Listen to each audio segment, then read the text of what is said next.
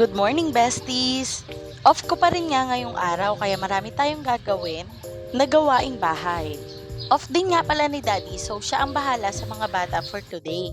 Inuno ko nang ibilad itong mga sinampay ko kagabi. Mga bestie, salamat nga pala sa panonood ng mga mini vlogs ko. Nakakataba ng puso na may mga sumusuport sa akin. Ligayang-ligay ako pag nakikita ko yung mga comments ninyo at saka yung mga heart reaction ninyo. Nga pala, ngayon nga palang araw ay aayusin ko aring mga graba. At ililipat nga pala aring mga yellow bell na are dun sa may garden. Ang plano ko nga diyan ay lalagyan ng pinaka-arko para hindi humapay ang mga yellow bell na itatanim ko. Gamit ko na nga aring bareta para mas mapabilis ang ginagawa ko.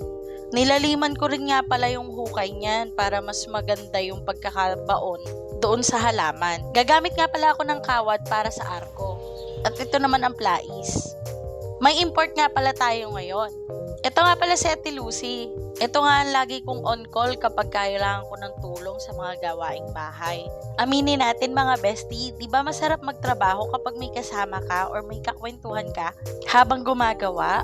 Hindi mo dama yung pagod? At mas napapabilis pa nga ang gawaing bahay kasi may katulong ka. Magaling si Ate Lucy sa mga gawaing bahay. Minsan may mga natututunan din ako lalo na kapag ganitong sa paghahalaman. Una pala namin ilagay dyan yung arko bago namin isinunod itong halaman.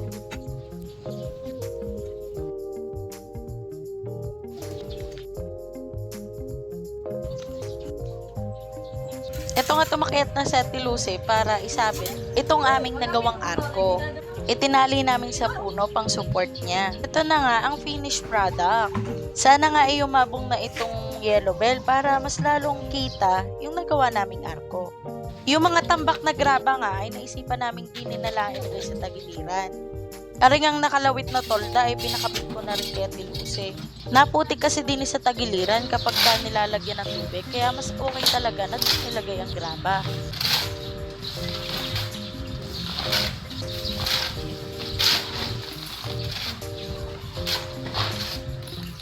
Mabuti na lang din nga at may trolley na garne, di hindi na namin kailangan buhatin ng timba.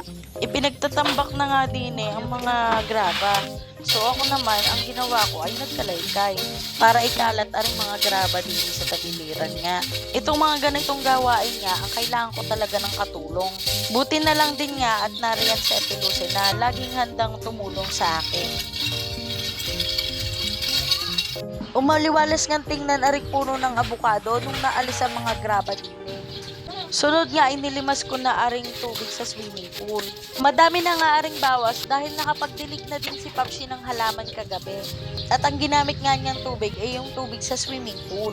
Gusto ko nga matapos na itong paglilimas ko ng swimming pool ngayong araw para nga maitago ko na rin ito kasi bukas may trabaho na ulit ako. Yung mga natira pang ang kaunti ay dini ko na isinaboy sa harapan, total mainit din naman. Nang matapos nga kaming makapagmerienda ni Ate Lucy, aringat pinunasan ko na kaagad itong swimming pool.